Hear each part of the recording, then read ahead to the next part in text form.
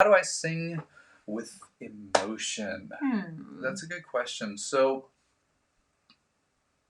I actually interpret music as music is emotion that you can hear, right? And so like if you don't have the emotion with it, it's kind of boring, useless. No, useless is maybe a little too harsh. Sure. But long story short, I mean, it's always, always, always a singer's responsibility to get that feel across to their listener.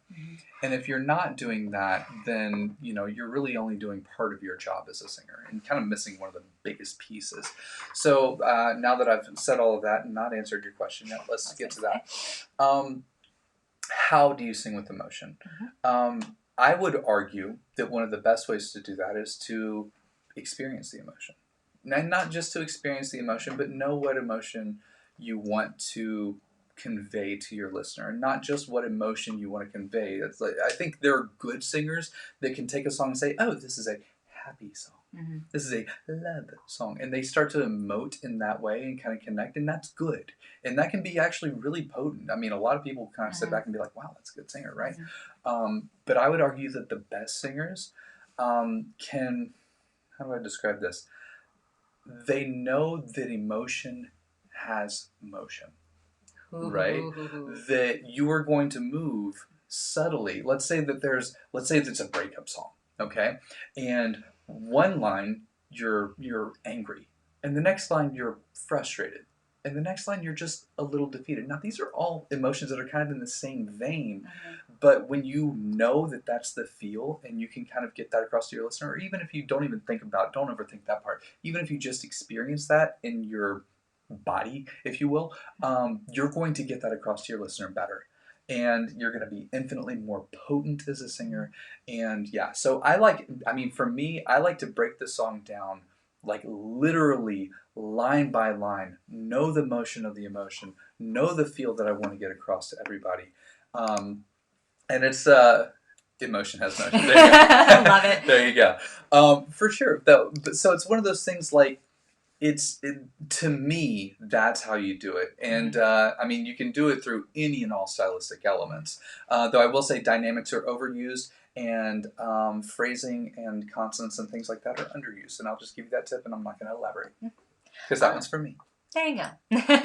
I will approach this from a more technical, more formulaic perspective, because I have a couple singers actually who have a hard time interpreting songs, whether English is their second language and they don't really understand, the certain terms and things in the song that they're singing.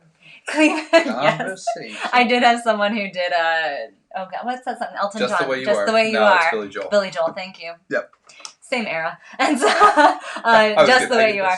But literally said, "Don't want cleaver conversation," as opposed to clever conversation. And I just burst out laughing. I was like, "Cleaver. This is a cleaver." But anyway. So I'm going to, like I said, I'm going to approach this a little bit more formulaically. And first off, look at the words. I know that seems so, like, basic, but look at the words and realize what you're singing. So many times we have these words memorized and we don't realize, like, oh, wow, this is a really interesting story or a little interesting tidbit that's in here. Something that I'll work with singers on is maybe pick the verse or the chorus and then have them pick out 5 words maybe that are the most important to emphasize.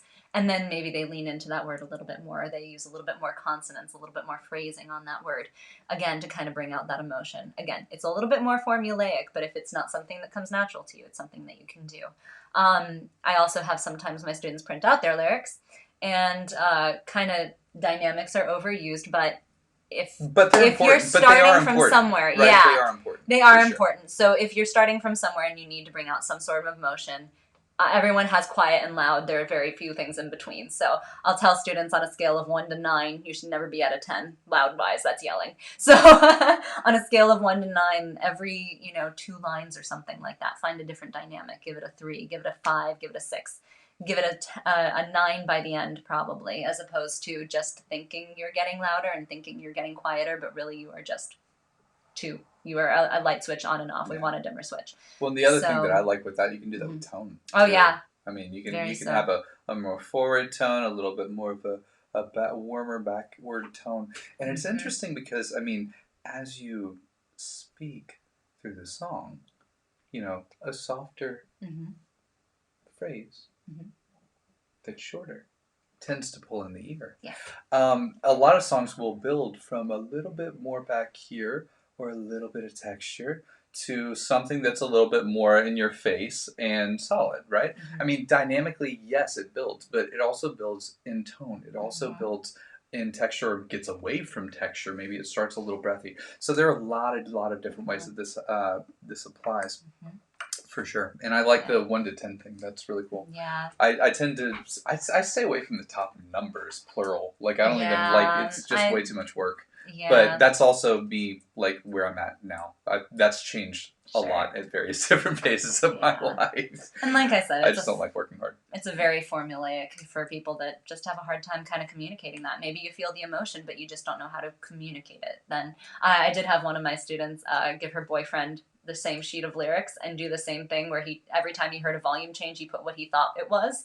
So like she thought she was doing a 3 and a 5 and all these things, and he's like 9, 8, 9, 8.